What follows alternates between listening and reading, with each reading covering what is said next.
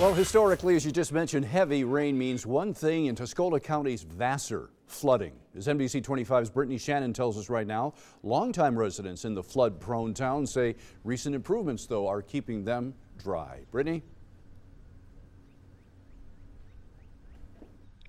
Now, you would think that waters this high, Bill, would be troubling, but residents here in Vassar tell me this is nothing. They remember a time when you couldn't drive your car down Main Street. You actually needed a boat.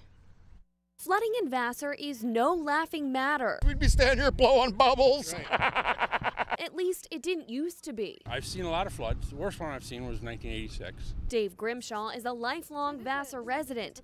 He says current conditions do not compare with flooding from more than 20 years ago. I've seen nothing like that since. This is not close. This isn't even close. They were running the Sheriff's Department motorboat out Cass Avenue to rescue people.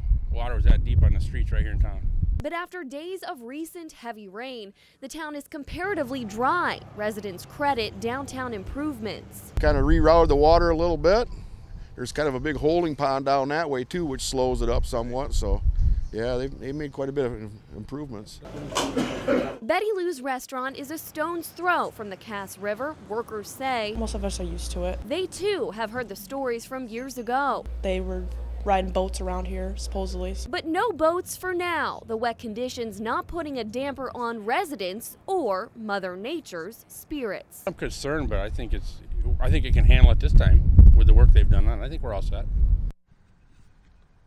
Now, the cleanup is also underway in Saginaw County. Crews earlier today were busy along Coralberry near Bay Roads. Workers went down the street, pulling off covers on catch basins. Long hoses then drain the water from basements and homes. For some residents, the cleanup can't come fast enough. Residents on Seville Lane near Tittabawassee Road had entire driveways covered with water.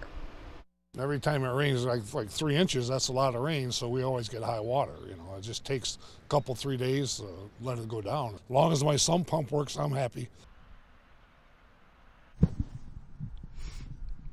And although the rain has let up in some areas, there is water in some basements and problems on the roads.